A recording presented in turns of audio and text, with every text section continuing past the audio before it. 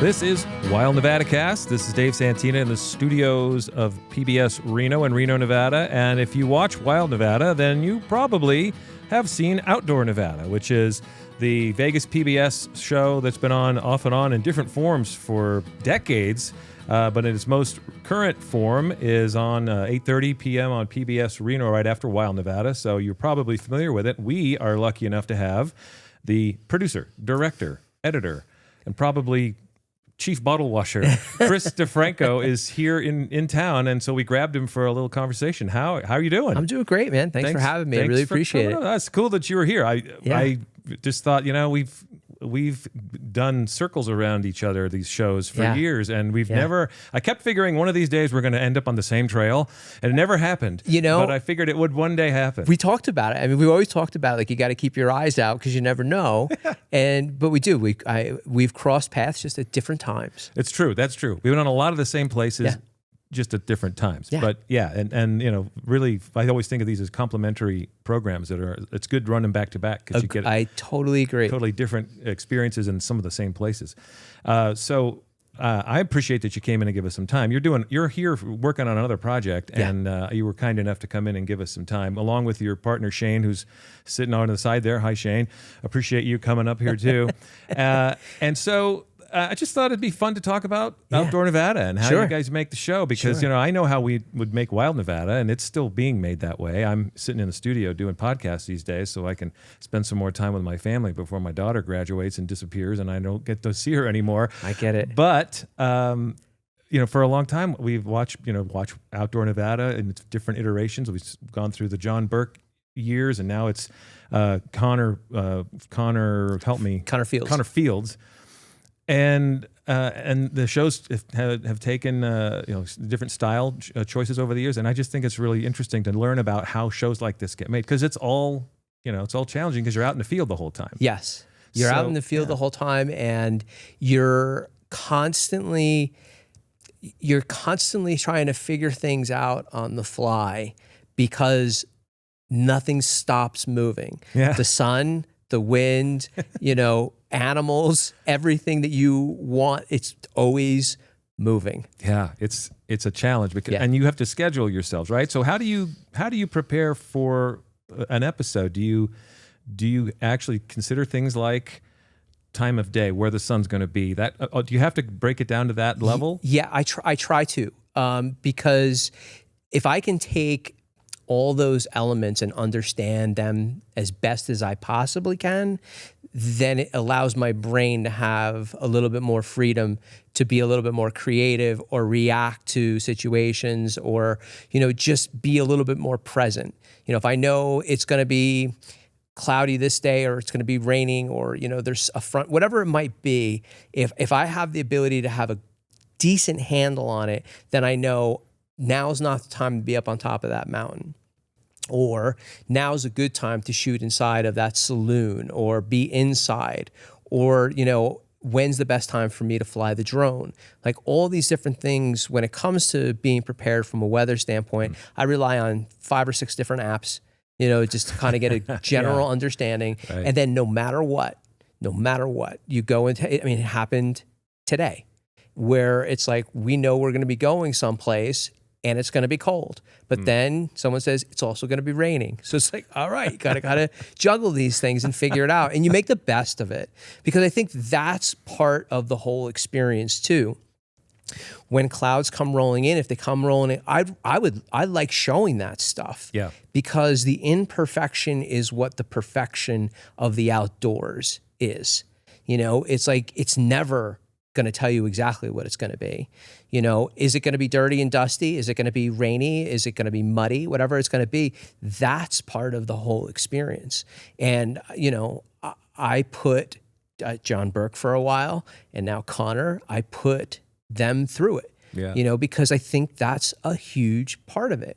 If people get to see what the experience is and understand what it's about, and the difference, because if you live in the bigger metropolitan areas that we have here in Reno and Las Vegas, you're used to something, that's unique to that area. When you venture out, Nevada's huge. Really Huge. is. Yeah. And when you venture out and you go to Pioche or Caliente, or you're, in Middlegate, or, you want to drive the loneliest highway, these are all different experiences. And if people don't understand what it is that we're dealing with, they're going to be mad when they get someplace and say, no one told me it was going to be this cold, So it's like, those are the things I think are important to show, and let people understand what it's all about. We've gotten caught a few times. One time we literally finished our last stand-up of an episode where we said goodbye and, see you next time. And within 30 seconds, the rain that had been threatening us and had been coming in for the whole morning opened up, and we were lucky to get it done in time and run to the car and stuff all the gear in. And other times we didn't have so much luck, and we actually lost a camera one time because we got hit with so much sideways rain that nothing we had to cover our camera was sufficient. It was coming in from every direction, and it got wet, and it never came back. And so Yeah, we should have a memorial to that camera somewhere. We should have posted a little. I've lost 3 drones. Oh, one's up in Lake Tahoe somewhere. In the lake. Yep. Another one ended up in a tree off the Lincoln Highway. Oh no! And it wasn't even mine. I had to borrow it because the drone got lost in Lake Tahoe. Borrowed a drone from a friend of mine. Oh no! And threw his drone up into this tree 75 feet up, and then had another drone where it just, it's because you're flying in these canyons, and all of a sudden you come out and there's a crosswind, and you just watch the drone go, and you're just like, I don't know where it went. And then when you do eventually find it, it's usually in pieces. So I get it. That's awful. That's a relatively recent addition. We did. Yeah. 4 seasons of Wild Nevada way back in the early 2000s, and then took a break for 12 years, didn't do any, started up again in 2017, and suddenly drones are here. And so everything looks better. Yeah. Everything looks higher quality, and suddenly people are expecting these aerial shots that 20 years earlier they wouldn't even have known how'd you get that. Yeah. So it's changed it a lot, but it makes it so much more beautiful. It makes it so much more beautiful, and there's nothing more magical than a giant wide shot in Nevada. Yeah. I mean, you truly don't get the scope of what's there, unless you're standing up there. And even when you're standing up there, camera, as you know, it's just different. But you throw a drone up and you move and you have forced perspective and things happening, and you get this big, giant, beautiful thing. It's like, I could run a drone 5 to 6 shots and just do a half hour of that. Yeah. That's why I love my Apple TV, because when it goes on to screensaver, it's just drone shots. Yeah. I can just sit there and watch that.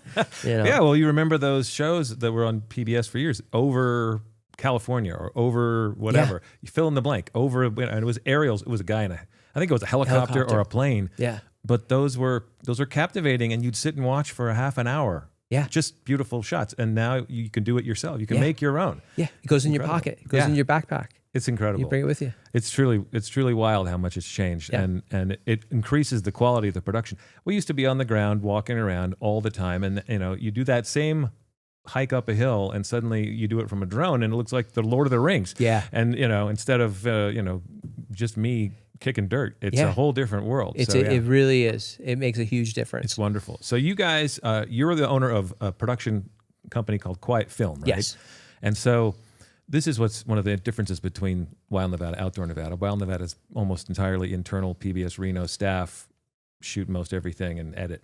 And your company produces this show for Vegas PBS, correct? Yes. So how do you work that out? What happens when they want to start a season? Do they come to you and just start from scratch and say, we want to make a new season of Outdoor Nevada, and then you just take it and run with it? So what happens is they'll reach out, and it was me bothering them for a long time because I wanted this show. Okay. And then when I got the show and we started doing it, it was, okay, here's the show. And I've been watching the show for years. And I said, I would love to be able to do it this way. I would love to go here, and you realize you didn't really see all of the shows when you say, well, they've been there. And it's just like, I get it. We've all been to these same places, but so I go to them and I say, hey, here's what I would love to do. Here's how I see 13 episodes of the show. And I pitch it. They say yes, no, or maybe I get all yeses. And then it's like, how are you going to do it? How are you going to deliver it? How long is it going to take? And I'll get basic questions, but I will say they are very good. And I'm very honored that they allow me to do as much as I do on my own, and they trust me, but I feel like that trust is also, they roll the dice with me because there are things that, like, you go fishing, you might not catch a fish. I never catch a fish. So it's one of those things where it's like, I want the best, I want the biggest, best experience I can do. Sure. So when I pitch that to them, they'll always say, well, do you think that's gonna happen? I don't know. We're gonna see. But they're very trusting in, they'll tell me that maybe that's not something we want to do, but that's very, very rare. So I will put together my ideal season, what I think a season should be, where I want to go, and the stories, and I'll write usually a paragraph, like a little treatment about what each one of those episodes are going to be, and then give that to Natalie, who's the executive producer. She takes a look at it. She'll have some questions, and I said 9 times out of 10, it's like, get it done. This is when we need to have it, and it's nice. like, off we go. And so then it's just, you just take it and run at that point, yeah, and just start, and they just wait for videos to come back, and so you're really pretty much making this entirely, out of your own motivation. Yes. That's pretty cool. Yeah, it's awesome. I mean, I have been very lucky and privileged to do a lot of great things in my career.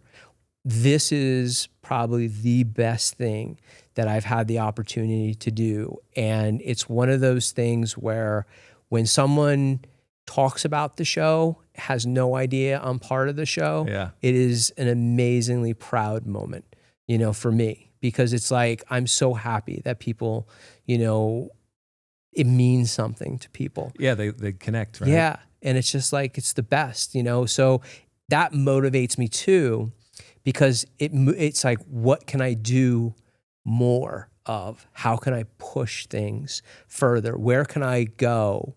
And there's so many things. And I think that's one of the biggest things is when we started the show, it was, hey, do you want equipment from the station? And I said, yeah, that'd be great. But then it became one of those things where it's like, when I got a bug and I was like, let's go, I want to go film. Now I had a call, say, is equipment available? And 95% of the time it was, but at the same time, I was like, I don't want this. I just want to be able to go, because if I know the weather's going to be good, if I know that the guys are ready and we're all, let's go, and I might get a call from someone from the Department of Wildlife and say, hey, we're going to go do this on this day. Are you available? It's hard for me to say no. Right. And it's like, yeah. You get excited immediately. Yeah, and I don't have, and it's just me and a couple and of the team and my guys, and everybody who's part of what we do loves it just as much as I do. We all get out, we all love what we do, and it's an adventure for us too, behind the camera. Yeah, people don't realize that, I think, sometimes. And I used to always talk about that when people would say, oh, that must be really fun going out there, and you're hiking around and you're going exploring, and and they say, is that hard to do? And I'll say, well, not for me. Yeah.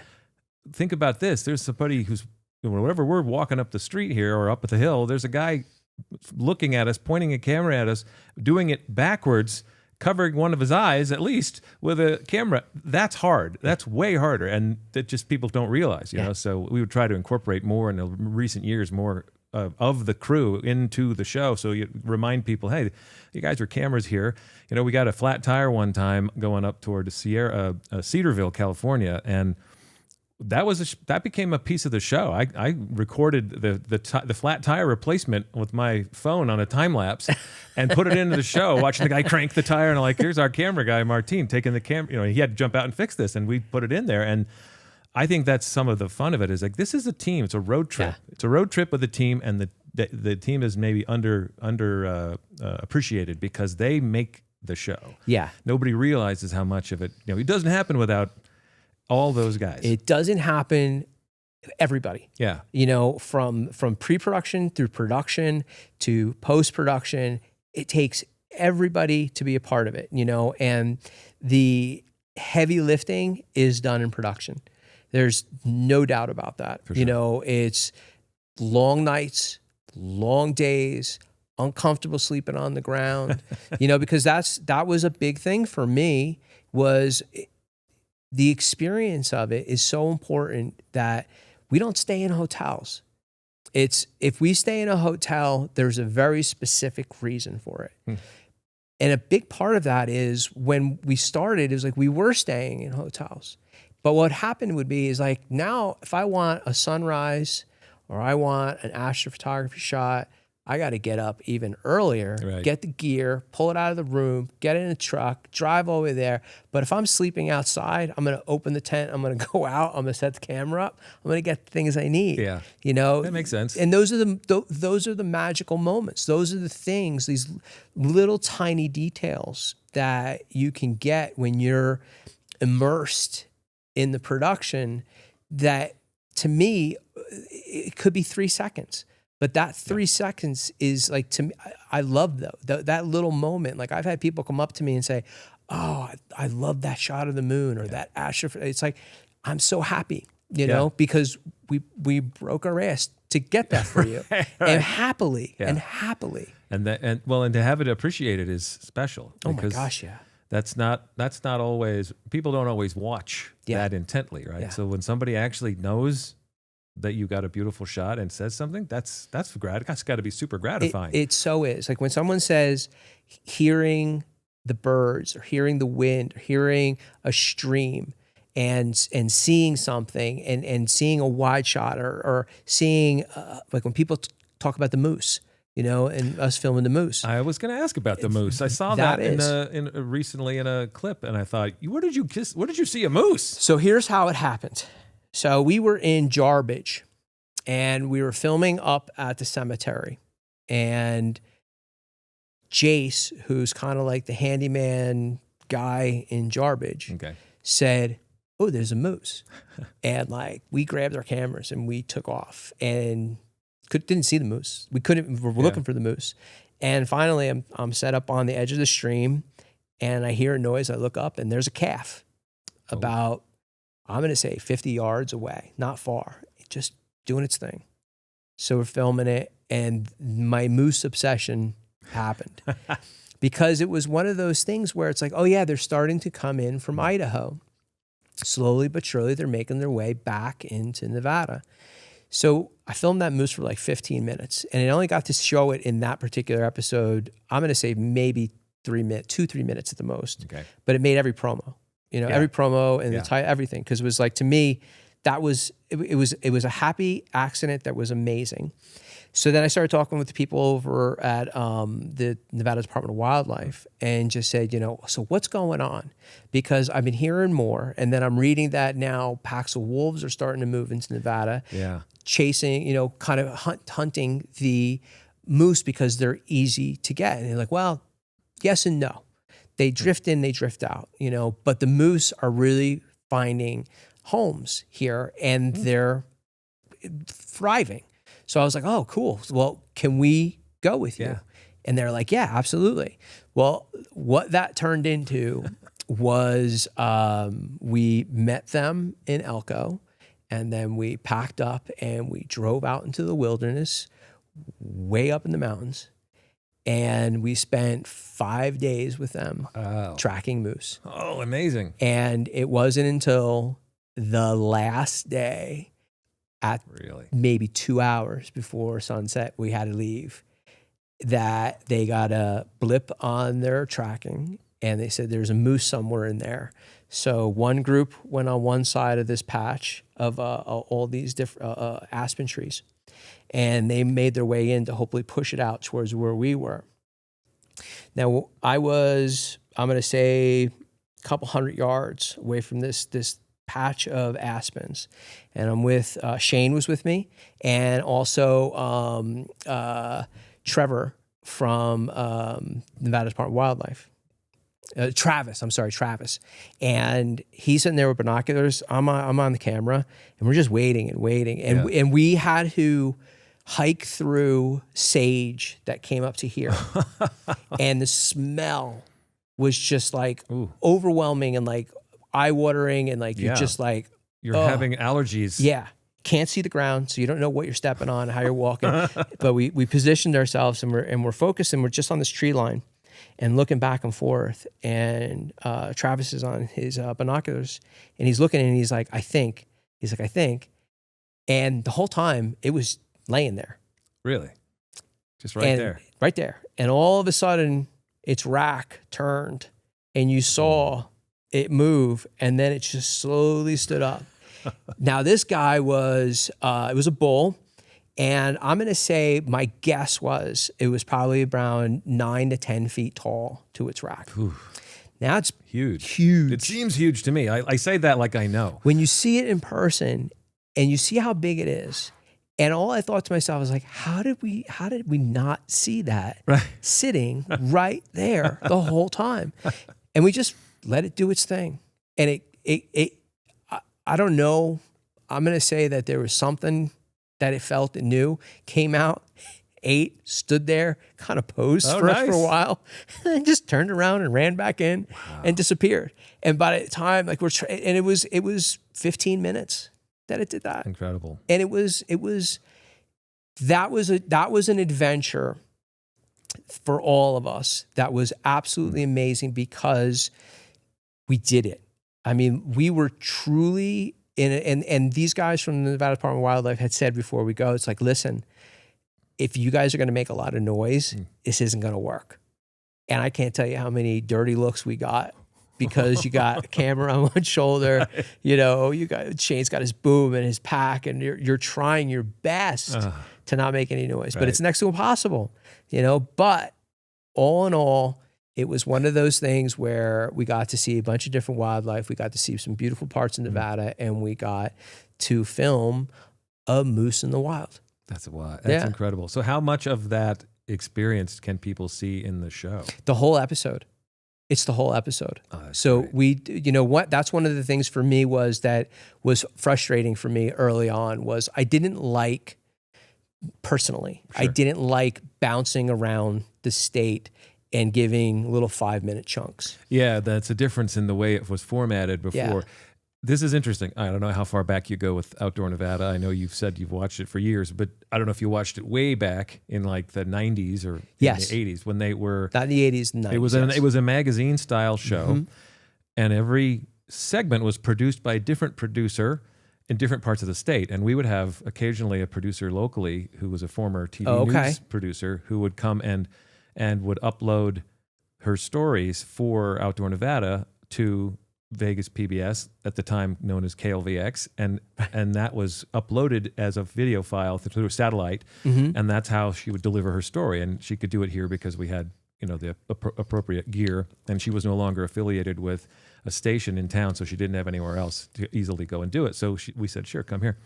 And so I was aware of Outdoor Nevada that way, and then I'd see the show, and it was usually 3 or 4 stories, but they were completely random and separate from each other in different parts of the state. And then that show went away for a while. And then it came back as a hosted show with John Burke.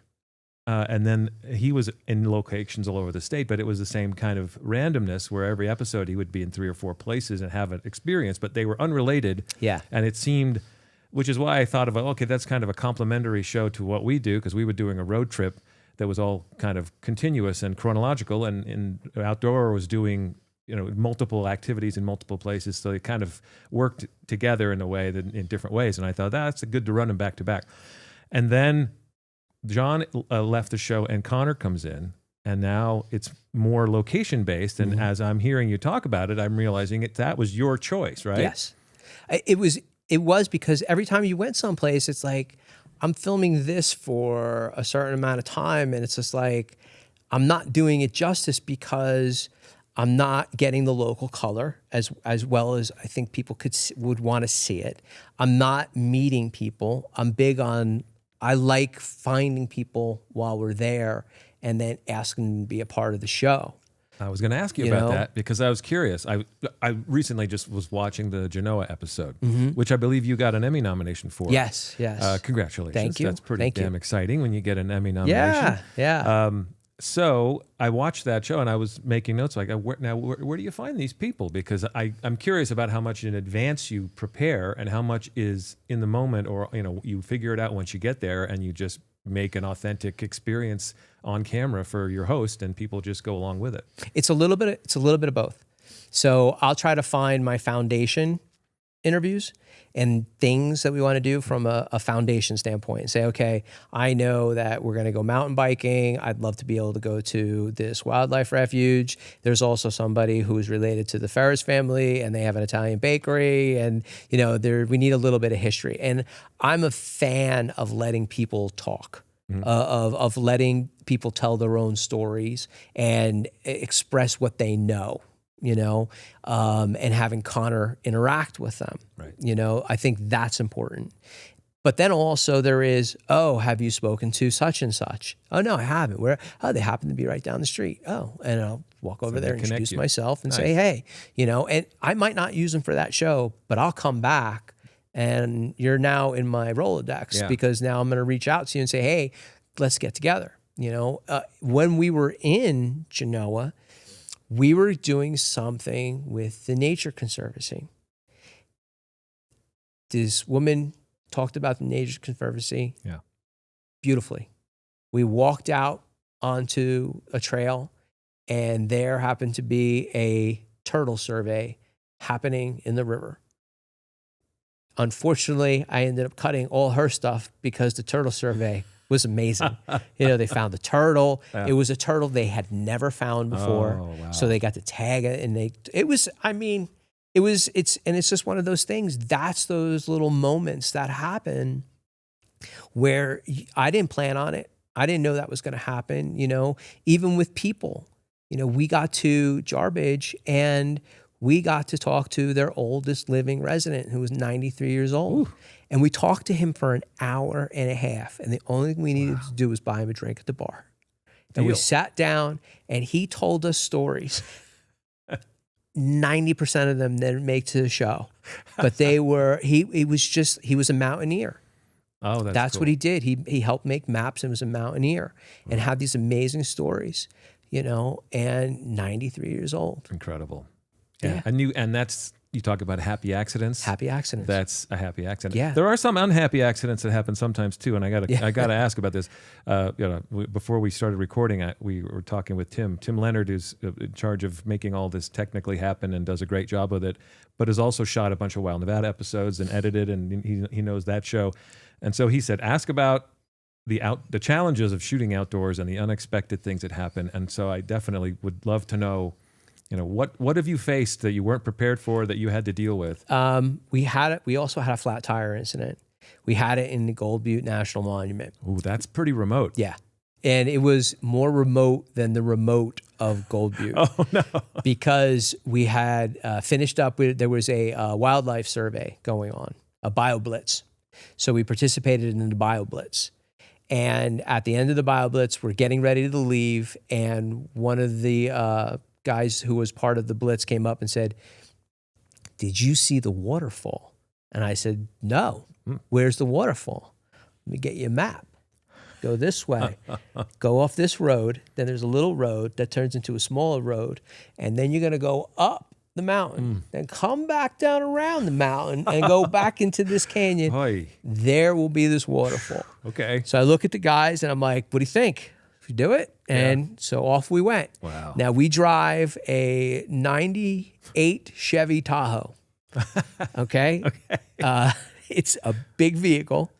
And when you're going on some of these narrow trails, it's like, all right, I had just picked up this vehicle. I bought off a friend of mine and we're driving and it's rough. And then all of a sudden you just hear pow and boop, boop, boop, boop, boop, boop. And thankfully we're on the side of a mountain on this road. And we have this ripped out tire blowout. So it's like, all right, not a big deal. Got a spare, got enough room, got a jack. We're gonna be fine. So I grabbed the lug nut wrench, put it on the lug nuts. It does not fit any of the lug nuts. It just spins around. So now but there's nothing we can do. So we have no cell service. So it's hiking down, doing this with your phone, and you know, and then holding it up and looking. Call my wife, and I'm like, okay, here's the deal. I rode through it, and she's like, okay, well, we'll see what we can find. So we ended up finding a guy from St. George, Utah, who was willing to drive in to come find us. What's because that, 100 miles away? Just about. I think it's a little bit more because coming off of the road, coming off of 15 and then driving on into Gold Butte. Yeah. And then there's no signs. I can't say I'm on, all I can say is I'm on the side of a mountain. Oh, good luck. And I can see the road. So I'm going to stand, and when I see your truck, I'll tell you when we see you, and then we'll guide you in. Okay. And that's what he did. And he came up and changed our tire for us, and we continued on. Oof. That's harrowing. Yeah.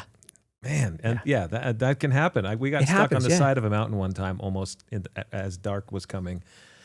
That was the closest call for us, I think, safety-wise, was being on the side of the spine of the mountain range at Great Basin National Park, and we were not supposed to be up there that late. And the sun was setting, and our ranger was losing it. His wife was on our team, but she was afraid of heights, and we had talked her into coming in with us the night before. Bad idea. Right. Too many drinks, bad choices, talked her into it.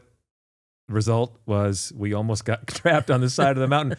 So this stuff can happen, and you're just out having fun making a show, and then you almost get yourself into big trouble. Yeah, knock on wood, thankfully, we've never put ourselves in such a position, where things could have gotten bad. Yeah. But, you have moments where your heart starts going, because it's we wanted to do something different, so we had talked with the local volunteer fire and police guys in Pioche and said, hey, can we do some rescue stuff, some rappelling? So we found a 300-foot drop off of a place like not too far from Pioche. Okay.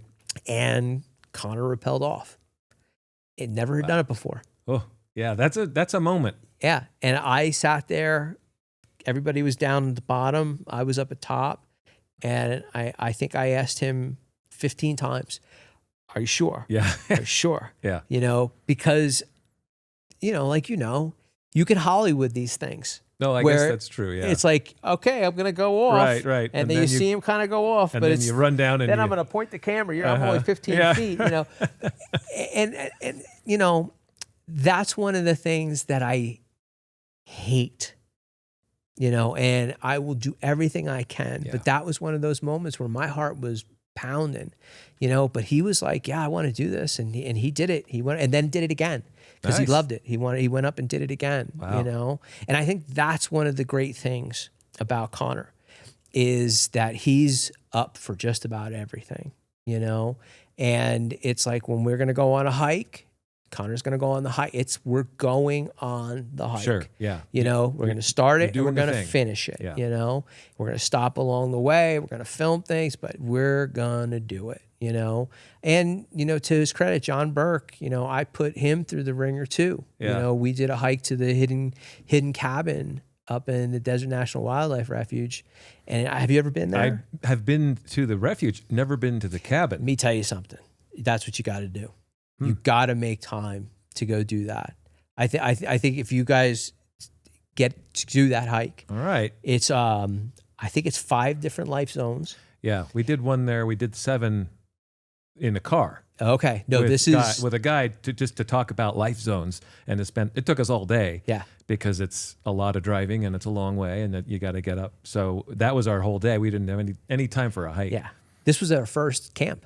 The first time for me with the guys that we camped out because it was an all-day hike.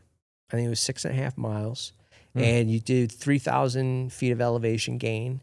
You get to the cabin, And the cabin has been there since the late 30s, early 40s, I believe. Oh, that's cool. It was built, someone was going to make gin out of it, the juniper berries. Oh, okay. And then decided, not good idea. We're just going to, it's right by a spring. Oh, and seems like a perfect spot. It's beautiful. It's absolutely gorgeous. It's like one of the coolest things. Oh, and it's 45 right. minutes outside of Las Vegas. We'll put it on the list. Yeah. Chris, it sounds like a Chris Orr special. I think she'd be killed. She'd kill to go 6 miles up 3,000 feet in elevation. That sounds like a weekend for her. She might want to go do that tomorrow. All right. I could talk to you for hours, but we got to wrap up because you have things to do today. You're still working today. Yeah, we're filming a documentary. We're up here filming a documentary. Yeah, that's cool. So it's not related to Outdoor Nevada, but who cares? You're here, so tell us about it. So this year, the Capitol Christmas tree, or the People's Tree, is coming from Nevada. It's going to be chosen from 2 different locations, up here in the Reno, Tahoe area, or down in the Spring Mountains outside of Las Vegas. And they're going to pick the tree that is going to be... Rivalry. We got a rivalry. Yep, it's a rivalry. It's definitely North-South tree fight. Absolutely. So they're going to pick the tree, then they're going to harvest it, and it's going to travel to Washington, D.C., where when it's there, it's going to be decorated with ornaments created in Nevada by people from Nevada. The tree skirts that go along with the tree are being made here in Nevada. And then there's going to be an essay winner, a child who is going to write an essay, and that person who wins that essay is going to be able to light the Christmas tree. So we are following the process of how the tree is going to be picked, how it's done, the how to determine the health, the size, the look, everything that goes along with it. And then also the groups of people from around the state and different counties making the quilts, making the ornaments, and seeing how it all comes together. It's one of these magical things that we're going to have the opportunity to really show people from around the country and around the world what Nevada is and who we are as a community and as a state. Because one of the things, and I know you've probably heard this 1,000 times, is you go into a rural community and they have magic and beautiful traditions and culture and so many things to offer.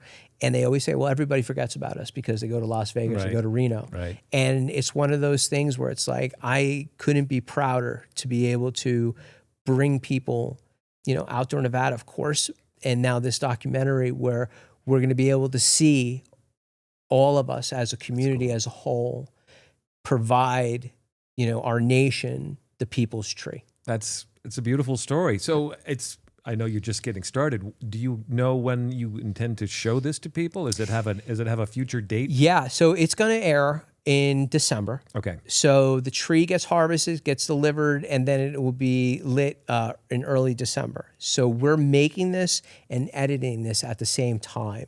Oh, okay. So that way, as we're getting closer, the story is developing, and then when it comes time for that last portion, which I'm right now estimating to be 10 minutes-ish, okay. We'll put that last portion in and deliver it.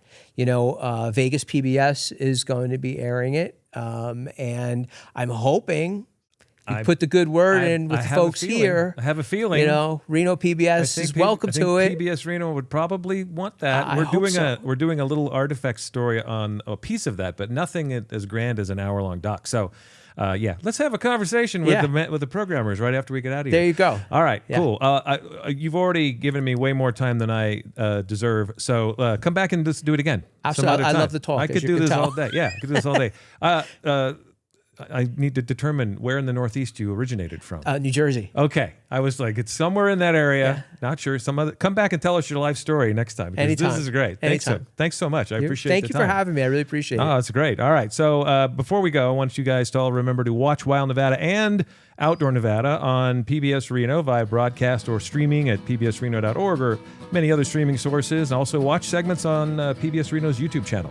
And if you have a question about Wild Nevada or Outdoor Nevada, or maybe a comment or a suggestion, please send them to me at podcasts@pbsreno.org. I want to say thank you to Chris DeFranco, and thank you for listening to Wild Nevadacast.